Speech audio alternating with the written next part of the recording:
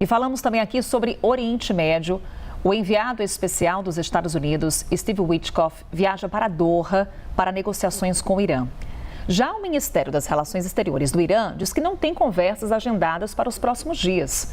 Vamos falar com o nosso analista de internacional, Américo Martins, sobre mais essa contradição, né, Américo? Temos aí cada um dos lados dessas negociações com um tipo de discurso, com uma narrativa. Em quem acreditar, Américo? E o que isso representa justamente para a tentativa de chegarmos a um acordo de paz no Oriente Médio? Mais uma vez, bom dia.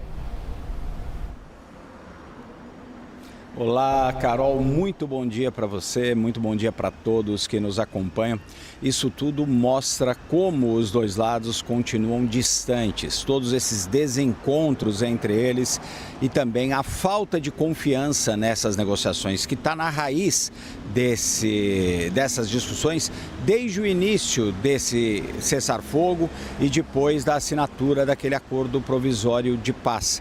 Os dois lados não confiam no rival, no inimigo, não existe nenhuma confiança e também a gente vê repetidas vezes um lado afirmar uma coisa apenas para o outro lado negar, independente de quem esteja falando. Então é muito difícil falar em quem é possível confiar. Sempre lembrando que nós estamos falando também de uma ditadura, uma das piores ditaduras do mundo, que é a ditadura iraniana, que de fato já deu motivos para muitos países do mundo não acreditarem nas suas promessas. Agora, neste ponto específico, Carol, nós temos uma divergência que mostra que os dois lados estão tendo dificuldades para até acertar uma agenda para conversar. O presidente Donald Trump chegou a publicar nas redes sociais e a sua assessora de imprensa, a sua porta-voz, também confirmou que o Jared Kushner e também o Steve Witkoff estão indo para o Catar, vão chegar lá daqui a pouco, para reuniões que seriam reuniões diretas, cara a cara, com representantes do Irã. O governo iraniano, no entanto, diz que existe uma delegação, sim, do Irã, mas é uma delegação técnica que está no Catar e que não existe nenhuma previsão de conversas diretas com os americanos. Isso mostra a distância que a gente tem entre os dois lados, Carol. Isso logo depois desse final de semana, onde a gente viu um teste muito forte, muito profundo com relação a esse acordo de paz provisório, com os dois países trocando ataques, depois que o Irã atacou alguns navios que passaram pelo Estreito de Hormuz, que é um ponto crucial em todas as negociações, porque esses navios passaram por posições que não eram controladas diretamente pelo Irã. O Irã estabeleceu rotas no Estreito de Hormuz pelas quais os navios, as embarcações devem passar, e ameaçou atacar os navios que não passarem por lá.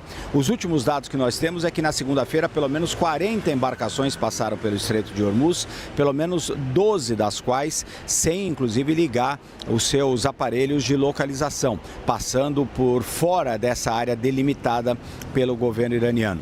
Esse número vem crescendo, inclusive apesar dos ataques do final de semana, mas está muito longe ainda daqueles quase 130 navios que passavam pelo Estreito de Hormuz antes do conflito ter começado. Então a gente tem uma distância muito grande entre os dois lados. E só para complementar, Carol, um outro ponto que complica qualquer tipo de negociação é a questão do Líbano. Como a gente já falou aqui várias vezes, o Irã quer uma negociação que inclua também o Líbano e o fim da guerra entre o Hezbollah e as forças de defesa de Israel. O governo israelense quer uma divisão total, quer tratar a questão da guerra do Irã de um lado e a questão da guerra com o Hezbollah como se nenhum dos dois lados tivesse qualquer conexão, qualquer dos dois conflitos tivesse qualquer tipo de conexão. O governo israelense disse que obteve uma autorização do governo americano para manter os seus soldados no sul do território libanês. Isso também vai ser causa de muito debate nessas conversas entre os dois lados.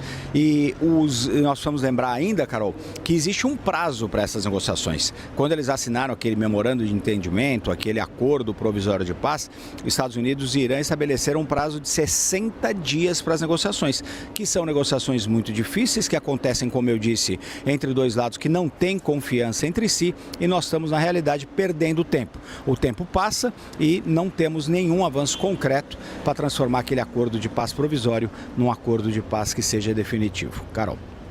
Vamos, claro, acompanhar essa agenda, então, de Steve Witkoff, mas Américo Martins já projetando para a gente o que podemos esperar. Até já, Américo. Agora olhamos para os Estados Unidos. Por lá, a Suprema Corte impôs uma vitória e uma derrota para Donald Trump. Primeiro, impediu a demissão da diretora do Federal Reserve, Lisa Cook, mas expandiu o poder de Trump em agências independentes. É o que a gente confere na reportagem. Por 5 votos a 4, os magistrados decidiram bloquear a demissão de Lisa Cook do cargo de diretora do Federal Reserve. Argumentaram que o desligamento permitiria a Trump remover um integrante do Fed a qualquer momento, por qualquer motivo, sem aviso prévio nem checagem jurídica posterior. O Banco Central americano opera num sistema de independência dos poderes. Mas Trump dizia que Cook tinha cometido fraude em hipotecas e, por isso, precisaria deixar o cargo, sem aviso prévio ou possibilidade de defesa. Ela nega qualquer irregularidade. No entanto, o presidente americano também viu uma vitória com os magistrados em outra votação. A Suprema Corte permitiu a demissão de Rebecca Slaughter, ex-funcionária da Comissão Federal do Comércio. O órgão é considerado bipartidário e funciona sem interferências diretas da presidência. A decisão muda um precedente de 90 anos. Ela permitia a imposição de restrições do Congresso no caso de demissão de líderes de agências independentes. A partir de agora, Trump pode desligar funcionários dessas comissões sem justificativa direta.